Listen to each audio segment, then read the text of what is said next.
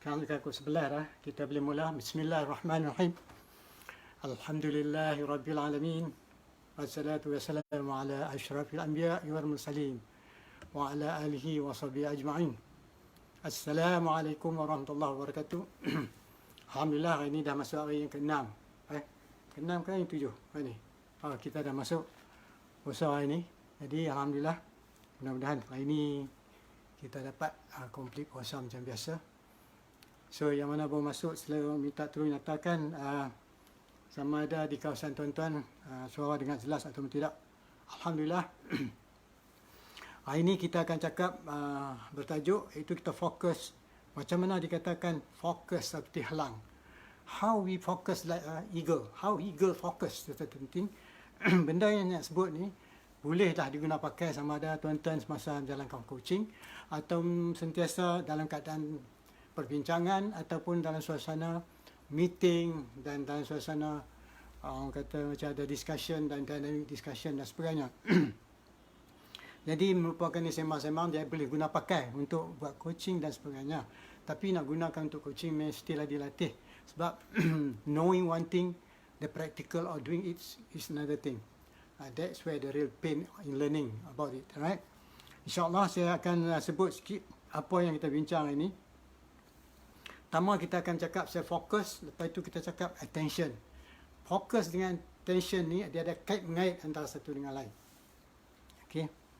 Dan sementara kita tunggu lagi kawan-kawan, saya ingin nyatakan juga di sini bahawa saya akan maklumkan juga yang mana besok kita akan buat 2 hours special class, right? Berhubung dengan the way we talk can change the way we work, ataupun cara percakapan boleh membantu seseorang mentransformasikan diri. Macam mana cara bercakap mentransformasikan diri? This is specially made. Bila kita kata training, is not live talking like this. This is a special area. It's learning. It take about 2 hours, break for 45 minutes. And then kita discuss another 45 minutes. It take about 2 hours. So saya ingin, kalau tuan-tuan ingin mengikuti kursus yang kita akan buat besok, kepada 2.30 sampai 4.30, sila ikut arahan di situ, sila hantar WhatsApp kepada WhatsApp yang diberi dan dia akan bagi balik kat tuan-tuan dan perempuan. Because the fee of that meeting, the training besok ialah hanya $50. Right, but what I'm giving you is worth on that, but it's just for starter. Dan if you know how to speak, that can transform yourself. Itu sebaiknya sebelum kita transform orang lain, eloklah kita dulu mentransformasikan diri kita. Tuhan dah kata dia tak akan ubah nasib satu kaum dalam surah, melainkan kaum itu sendiri mengubah nasib. Okey, yang hadir saya ucapkan ahlan wa sahlan, selamat datang, saya ucapkan terima kasih kerana sudi mendengar percakapan. Ini merupakan bincang-bincang awam, termasuk bincang bersangkutan dengan coaching juga, tapi boleh dikena pakai untuk tugasan harian. Yang kita punya tajuk ini ialah fokus seperti helang. How eagle focus, dia duduk atas tinggi bergamin, kadang-kadang 5,000 kaki dia boleh zoom tangkap ikan 99 or 90 to 99% accurate. Itu rezeki Allah bagi kat dia. Itu memang ketetapan. But we want to know how this eagle dapat melaksanakan tugas yang demikian. Di samping itu juga kita akan bincang berhubung dengan, bila cakap fokus, dia sangkut kaut baik dengan attention, perhatian. Okey, benda ni saya akan fokus, dia quite lengthy juga, tapi saya akan reducekan. Kita nak try lah buat percakapan hari ni lebih kurang kalau boleh tu dalam 30 minit pun tak apa, tapi kalau ada soal jawab, that will be better. Okay, it can take more time. So saya open to you all. If you have any question that you wanted to ask, please, because I'm going to be very interactive. I will see how many of you interactive is really good. Kalau tuan-tuan boleh bertanya kepada saya, membantu saya dan memudahkan lagi suasana dalam kelas kita. Okey, saya ingat sekarang ni dah pun 9:04 minit. Okey, Alhamdulillah kita mulakan hari ni ya. Okey, bila kita kata fokus seperti hilang, satu, kita nak melihat sesuatu, ataupun kalau dalam bahasa orang putih kata di samping tu, terima kasih pada Tuan Ustaz Izzaudin tadi. Terima kasih for sharing. Minta tuan-tuan tolong share video ni, because the more we share the better. Kita pun dalam bulan puasa dapat sikit lah pahala. Kalau minta tuan-tuan share lah, sahabat-sahabat kita yang tak dapat boleh tengok hari lain. Salah satunya saya akan guna dua bahasa, bahasa Inggeris dan bahasa Melayu. You can observe a lot by watching. Dia kata selalunya kita ambil harian, kita boleh observe, boleh membuat perhatian semasa kita melihat sesuatu. Itu kan kebiasaan disebut you can observe a lot by watching. Tapi coach, dia punya pendengaran lain pada orang lain mendengar. Dia ada special kind of way to listen, right? So dia punya coach listen different from normal people listen. So menurut kata, saya akan terang sikit macam mana bila kita melihat, kita observe dan kita boleh kita observe melalui watching. Observe, kita tengok apa sedang berlaku. Watching tu perbuatan sedang kita buat. Tapi kadang-kadang apa yang kita melihat, kita tak nampak di depan mata. Seperti yang saya jelas minggu sudah. Remember, apa sesuatu yang kita melihat, tuan-tuan dan puan-puan, sama ada sedar, tak sedar, conscious atau unconscious, it is being recorded in our brain. Sebab tu kalau kita orang Islam minta baca Quran, tengok ayat Quran tu. Right? Dia memang terpahat di fikiran. Terkadang-kadang selepas kita melihat, baru kita teringat apa yang kita nampak. Jadi, untuk membiasakan melihat dan kita melihat, di samping melihat, kita boleh orang kata observe. Alright? Bila kita nak observe tu lah, nak perlukan skill. Tetapi setengah orang, dia melihat sesuatu, dia tak boleh observe di situ. Tetapi dia observe benda yang telah berlaku. Misalnya di dalam kelas, saya biasa menjalankan kelas. Bila saya menjalankan lecture ataupun saya menjalankan training, the participants should focus on what I'm giving the training. But instead, they don't focus on what I'm giving the training, but they focus on the way I train them. Bagus ke tak bagus, that means they're missing the class. Don't do that. That means kalau kita berdepan dengan cikgu, masa tu untuk belajar dengan dia. Bukan kita nak test. Bukan dia mengajar betul ke tak betul. Sebab sekurang-kurangnya kalau dia umur muda pada kita, dia berdepan dengan kita, dia mengajar kita, kita kena listen, belajar dengan dia. Bukan kita nak mendengar, nak komen dia. Bukan kita nak mengutuk atau sebagainya. Tetapi itu tujuan belajar. Ini yang perbezaan observation and watching. So, ini disangkut kait apabila saya sebut, kita mendengar orang cakap sesuatu, kita dengar apa yang diperkatakan, bukan yang ada dalam kepala kita, apa yang dipertunjukkan dan diperkatakan. Jadi, rupanya dengan melihat kita boleh observe. Sebab itu coach bila dia duduk, dia mendengar, dia melihat ada sesuatu keistimewaan yang dia dapat. Tujuan saya ini open, alright. Yang kedua, ada lagi perkataan dia katakan listening is believing. Yang lagi special, believe before listening. Jadi ini ada sangkut paut dalam tugasan kita harian. Misalnya kalau tuan-tuan melihat sesuatu yang tuan-tuan tak percaya, mungkin tuan-tuan tak bagi perhatian. Tetapi jika sekiranya tuan-tuan melihat sesuatu yang tuan-tuan beri perhatian, insya-Allah cepat boleh. Sebab itu saya kata, apabila orang nak belajar, kena ada bersih hati. Nanti kita ulang balik isu apa yang maksudkan bersih hati. Saya ingat banyak ustaz-ustaz kita faham. Bersih hati ni orang ada kuat iman dan sebagainya. Yang tidak ada buruk sangka dan sebagainya. Yang macam mana kata listening is believing. Macam ni saya beritahu, macam ikan dengan burung. Ikan dengan burung. Ini nak pergi kepada eagle. Ikan dan burung. Ikan dengan burung ni, dia boleh lihat sesuatu. Misalnya eagle, dia duduk tu, ratus kaki ke atas udara. Tapi dia boleh nampak ikan dan dia turun junam terus dia dapat tangkap ikan. Kita tahu itu keistimewaan Allah bagi kepada ikan. Alright. Begitu juga kalau tengok mata lebah dengan mata lalat. Alright, yang mana kita mau? Tentu kita mau mata lebah. Dia cari benda manisan yang sedap. Tapi mata lalat, dia tengok benda yang kotor. Dia nak yang kotor. Jadi masa kita belajar, jangan fokus bagaimana menggunakan mata lalat. Gunakan mata lebah yang boleh mencari madu dan sebagainya. Berbalik pada saya cakap tadi, listening is believing. Macam burung ataupun ikan, dia duduk atas. Tuan-tuan tahu macam mana dia dapat? Walaupun dia nampak benda yang menyinar di bawah di dalam laut. Ikan tu, dia ada sinaran dia. Dia zoom tu, memang ikan lah. Jadi menunjuk kata, dia believe is ikan tu. Maka dia turun, maka dapatlah. Sebab tu, kalau tuan tengok burung-burung yang kacau rumah kita selalu tu, dia bawa agak benda-benda lain. Dia akan tengok, sekurang-kurang dia akan jumpa kertas merlit. Atau macam makanan, kuih kek tu berkilat. Dia akan masuk ke sarang dia. Because dia tertarik dengan glittering. Benda yang shining object, dia tertarik. maka sesuatu yang shining, dia dapat tangkap dengan cepat. Begitu juga yang kita terlatih sebagai coach dan sebagainya, dia ada melihat sesuatu dan mendengar sesuatu yang menarik perhatian dia apabila orang berdepan yang kita bercakap. Begitu juga dengan student kita. Kadang-kadang cara dia cakap, kita mendengar, budak ni pandai. Dia memang pandai. That's why dia boleh tanya benda tu. Tapi kalau kita tak ada ilmu tu, kita kata dia tak pandai. Sebab kita sendiri kena dilatih. Macam saya pun, sebab saya melatih seseorang, adab mesti jaga. Betul Ustaz? Seperti Ustaz Zahruddin Radwan nyatakan, adab. Alright, itu lebih elok.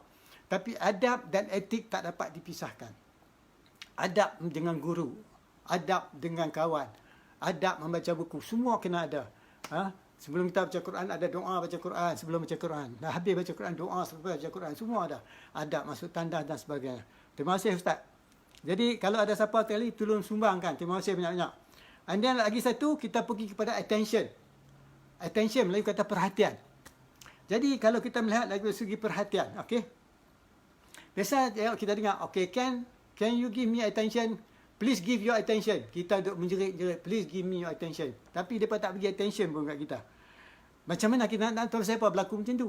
Misalnya dalam kelas, apabila kita mengajar, especially budak-budak punya kelas, kalau kita ada tingkap, bila kita mengajar budak-budak, dia bukan dia fokus kat kita, dia tengok di luar di padang. Dia tengok sesuatu yang dia suka. Bukan dia nak dengar apa kita kata. Itu kan kita nak salah dia. Itu semula jadi Allah bagi kat dia orang. Dia akan tengok benda sesuatu yang dia suka. Right? Macam tu juga. Tapi untuk attract attention ni, dia ada 4. Okay? Saya sediakan 4 elemen untuk kita focus of attention.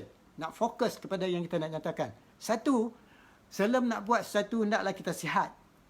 Iaitu energi memainkan peranan. Tenaga memainkan peranan sebab the level of energy itu akan menentukan kemampuan kita untuk fokus.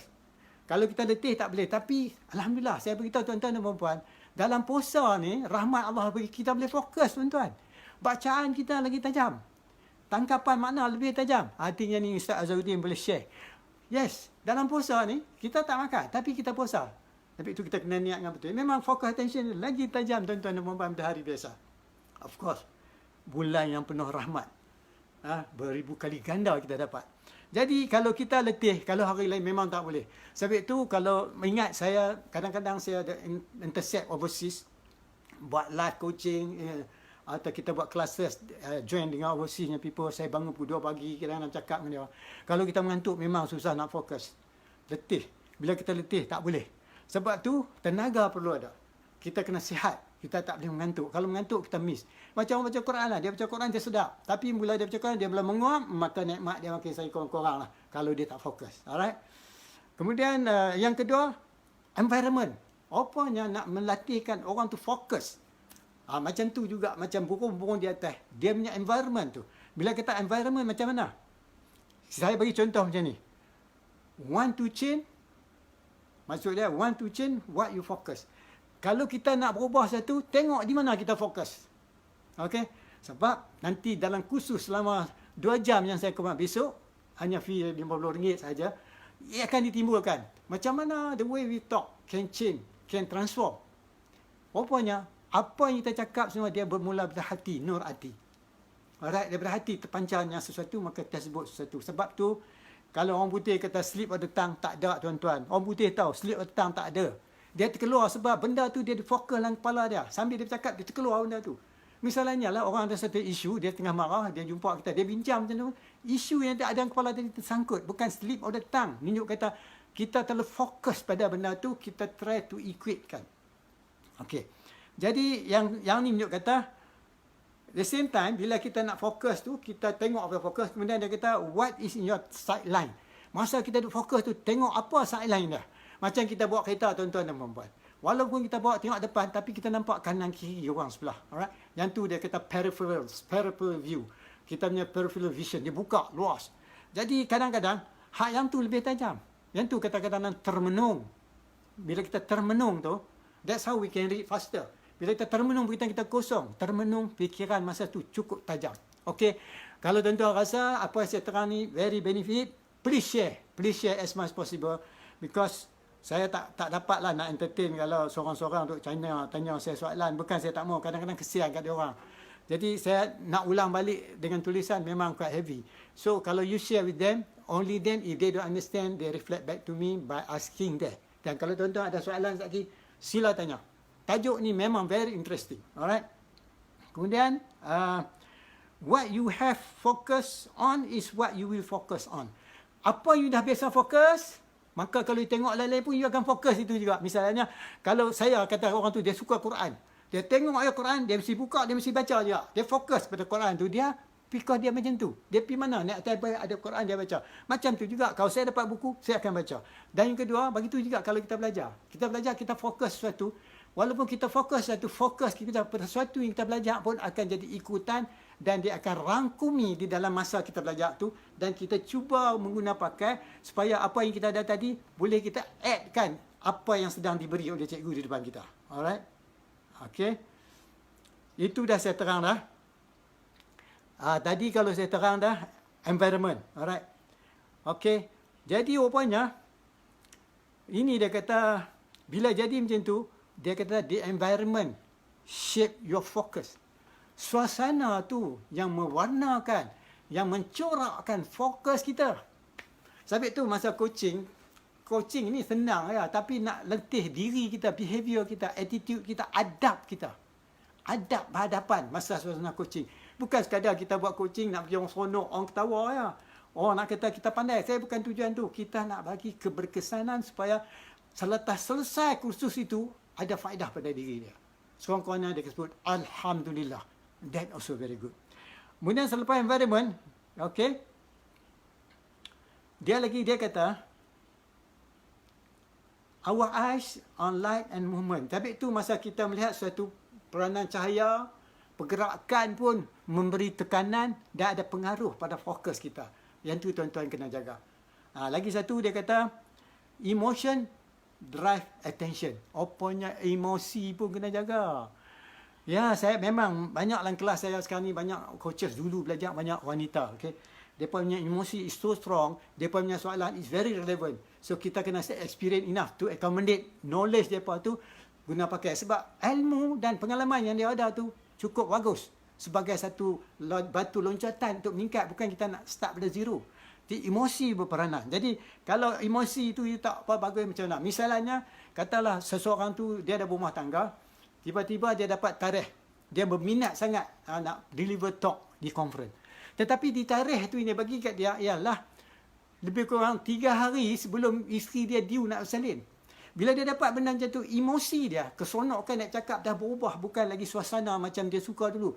Bila dia timbul kerisauan dan sebagainya. Sebab hari itu ialah antara isteri dia nak bersalin. Bayangkan tuan-tuan dan puan-puan. Bapaknya emotion play the ground. Sebab yang saya sebut tadi, focus attention pun emotion kena ada. Sebab tu nak belajar coaching pun.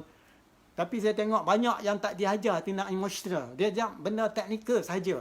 Yang kata social emotional tak dilatih dengan mengetahui perasaan. Sebab tu dulu saya ada sebut pendengaran dengan hati. Tapi kalau tak tahu jangan main-main. Tapi kena belajar. Tapi you have that emotional stage of listening skill will improve a lot the way you speak to people. And you can transform yourself. Sebab kita berlaku, orang kata apa? Muhasabah diri sentiasa. Sebab apa yang sebut tuan-tuan ni, very interesting. So kalau tuan-tuan faham maksud saya cakap ni, especially ladies yang ada depan tuan-tuan, tuan-tuan memang hebat. Tetapi kena tahu orang yang depan tuan-tuan macam mana nak melatih tuan-tuan boleh piggyback atau orang kata boleh batu loncatan kepada emosi yang kita ada, pengalaman yang kita lalui, maka tuan-tuan lebih cepat. Jadi carilah mentor berpengalaman. Keempat, pengalaman. Now nak fokus pengalaman. Rupanya past experience shape focus juga. Rupanya pengalaman yang kita lalui dulu, dia akan mewarna, dia akan membentukkan the way we focus. Sebenarnya benda ni saya latih pada orang jadi coach. Tetapi yang ni saya tak kata untuk coach saja, untuk buat projek, buat planning, buat training, buat percakapan ataupun buat discussion, boleh guna pakai. Sebab when you have focus on what, you will focus on. Bila you dah lalui benda tu, rupanya you bila masuk kelas, you ada satu style maksud bila setengah. Ada setengah dia auditory, ada setengah orang dia visualize, auditory. Dia suka buat mind mapping. Dia akan buat mind mapping dulu. Dia guna mind mapping. Itu kebaikan, tidak ada salahnya. Jadi all these factors yang saya terang kat tuan-tuan puan-puan ini, sesuatu yang boleh membantu, will can help you to be more successful with what you are doing. So saya rasa sekarang ni dah baru berapa minit dah kita cakap. Saya ingat baru 20 minit. Kalau ada apa-apa soalan, tolong maklumkan. Kalau tidak, saya akan ulang balik. Jadi saya akan ulang balik di area-area mana yang tuan-tuan rasa perlu diberi sikit tekanan supaya membantu tuan-tuan lebih memahami apa yang saya terang tadi. InsyaAllah. Sebab apabila tuan-tuan dapat melihat ni semua, InsyaAllah tuan-tuan boleh membantu orang lain. Sebab benda yang saya cakap ni memang, oh Radin, merah sangat. Oh, hari ni saya pakai merah. Warrior hari ni. Okey, saya tengok balik sini. Okey, cantik baju. Oi, Dr. Arifin, thank you for coming. Orang besar macam ni pun ada beramasa. Tahniah lah. Yang kedua, Radin, merah sangat lah. Memang hari ni pakai merah sangat. Tiba-tiba ada merah. Terima kasih Ustaz Izharuddin menjemput kita adab. Jadi, any question can you write down here so that we can share. Apa yang saya cakap di sini kepada tuan-tuan dan puan-puan, ini semua ialah merupakan sesuatu yang kita katakan pengalaman. Dan sharing is caring. Jadi bila kita share, sebab dalam knowledge management dia ada terdapat 8 atau 10. Saya panggil knowledge sharing, knowledge acquisition, knowledge development, knowledge inquiry, knowledge, macam-macam knowledge lagi tuan-tuan. So kita sharing benda ni, the more we share, the more it better it is. So, misalnya ada siapa-siapa tanya, ini sahabat kita, saya tengok macam Azman masuk kot. Kalau boleh tolong share sikit anything you want to say, because what I'm saying here tadi is more of summary of the gist, right? Banyak orang, walaupun dia cakap, kadang-kadang dia tak boleh fokus benda yang dia cakap. Dia akan bawa sesuatu ada di fikiran dia, especially area yang dia expert. Dia kaitkan benda tu bersama dengan apa yang dia cakap. Sebab you cannot run away from your experience, from your previous experience. Jadi benda tu boleh bantu. Macam Cik Radin. Radin dah lama tak masuk. Syekh Alhamdulillah. Ni orang kuat PUMB dulu ni. Is also entrepreneur and also a trainer. Melatih usahawan-usahawan. Alright. Ni salah seorang trainer kanan lah dulu. Jadi ada apa-apa soalan tuan? Adakah benda yang cakap ni ada sangkutan usahawan? Adakah termasuk? Sila nyatakan. Yang baru masuk, sila ada apa-apa pertanyaan kot yang saya boleh bantu. Hasanul. Hasanul Mansa. Ini pada UTM. I think saya ingat UTM Johor. Selamat datang tuan. So, as I stated there, kalau you baca, benda ni meliputi benda harian yang kita guna pakai. Sama ada kita dengan family, dengan kawan, dan juga sama ada sama kita dengan student dan sebagainya boleh pakai. Ini semua bersangkut paut, okay, di dalam yang mana saya akan jalankan kursus selama 2 jam besok melalui webinar. Kita menggunakan Zoom ke 2.30 sampai 4.30. Dia meliputi 7 cara percakapan. All those things I mentioned to you today is some element inside that, but this is more the nitty-gritty, the detail part. The bigger part, there are 7 bahasa yang kena pakai. 7, alright, yang mengatasinya. Sebab tu kita boleh mendengar, no matter how they speak it, sama ada dia cakap ada internal conflict atau tidak, sama ada cakap dia bit blur certain thing or dia clear certain thing. All this depend on the person who speak to us, because he is the one talking about himself, so not talking about us. Even though he explain about you, but actually he's talking about himself. It is him who look at the person, not the person looking at him. But when you describe that one, the whole thing come to picture, termasuk all the 4 things yang saya cakap. Emotion, environment, lagi satu energy, dan termasuklah dengan orang kata apa, energy, termasuk dengan you punya emotion dan experience. Rupanya all these things, sebab tu kita kalau dapat orang yang mursyid, mentor yang terbaik, dia boleh melihat, membantu emosi kita, membantu environment kita, membantu tenaga kita. Di samping itu juga environment dia. Alright, dia membantu meningkatkan lagi environment. Kalau environment tak mencukupi, dia boleh melatih kita menggunakan environment yang dihadapi itu untuk kita lebih sharp, lebih mengetahui yang kita sedang belajar. Jadi saya ingat kalau tuan-tuan ada apa-apa soalan nak tanya lagi, nanti saya tanya. Oh, merah sangatlah. Oh, ini saja saya nampak tadi. Tapi cantiklah, merah pun ada sikitlah bagi mewarna sikitlah suasana. Ada apa-apa Dr. Arifin? Selain pada baju dengan Radin. Radin selalu dia akan bertanya lah. dia ada sesuatu yang dia nak tanya. Okey, nanti saya tengok sikit. Okey.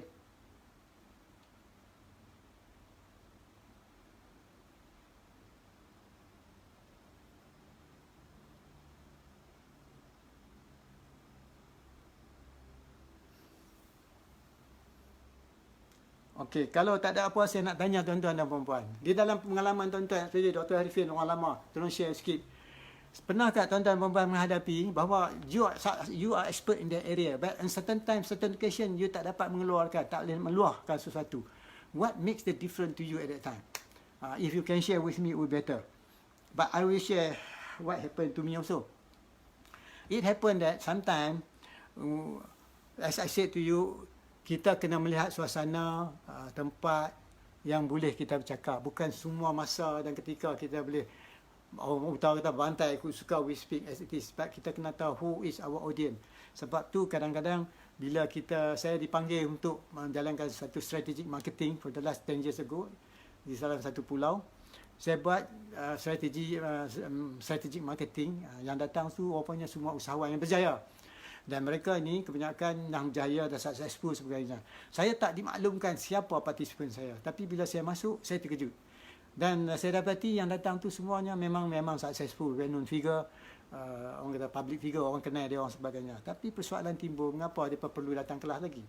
Rupanya dia orang ni dah berjaya. Jadi bila saya sampai sesuatu kat dia orang yang tidak ada dalam ingatan, tidak ada pembelajaran, tidak ada pendedahan, maka di situ dah letaknya kualiti kita punya presentation, letaknya nilai pada ilmu yang kita bagi seseorang tu. Menunjuk kata walaupun environment tu tak sebagaimana, tetapi apa yang ada pada kita boleh meningkat, boleh tokok tambah kepada mereka. Dan sesudah kursus yang saya jalankan, saya dapat makluman that's what they are looking for. So dia orang cakap, we don't want something that we know. Keep on repeating, giving the same thing. Cuma style of presentation saja berubah. Tetapi nak melaksanakan itulah kita perlu skill, pengalaman dan juga wang ringgit untuk mendapatkan ilmu dan sebagainya dan sharing. Kalau tak ada benda ni kita tak boleh buat. Okay, as I say, energy mesti ada. We cannot let down our energy. So the more you improve your energy, the more excited you get. Bila excited you get, kita punya liquid dalam kepala ni, dia akan menambahkan lagi. Sebab semua ni terletak di body kita. Allah bagi semua ada. Tapi itu kalau tuan-tuan, sekarang ni if you know biopsychology atau biology, ataupun banyak teknik-teknik dipakai sekarang ni, di dalam membantu seseorang. Sebab tu hypnotherapy, kalau you know it be better. Because hypnotherapy can go further. Alright? Saya bukan expert, walaupun saya belajar. Sahabat saya ada yang belajar, macam dia refer kat sahabat saya iaitu Dr. Ben Fadil, dia pakar dalam bidang hypnotherapy. Jadi bagus, the more we learn the better. We learn from different discipline. We take advantage of what we learn, and sometimes it can be a common ground to help us to improve further. So kalau tak ada apa-apa soalan, saya ingat ada apa-apa boleh kita berhenti sini saja. Sikit saya maklumkan apa yang saya akan maklumkan kepada tuan-tuan dan puan-puan.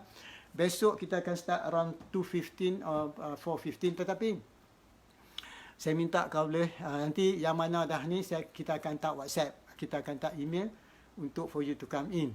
Because you don't send anything, it's difficult for us to send. Alright? Walaupun you kata you nak masuk, tapi kalau tak hantar feedback, you tak follow the sequence of document yang kita perlukan, because tidak ada record, susah kita nak invite. Jadi saya ucapkan ribuan terima kasih. Tolong share this video to our people. This is fasting month. Mudah-mudahan mereka boleh sambil duduk relax dan mendengar. Ada sikit penambahan, mudah-mudahan kita sama-sama dapat pahala dalam bulan yang penuh rahmat, dan nikmat ni. Jadi saya ucapkan ribuan terima kasih yang datang. You have anything, please write in. I can answer to your question. We see again tomorrow in our training, 7 cara percakapan mentransformasi diri. See you tomorrow. Assalamualaikum warahmatullahi wabarakatuh.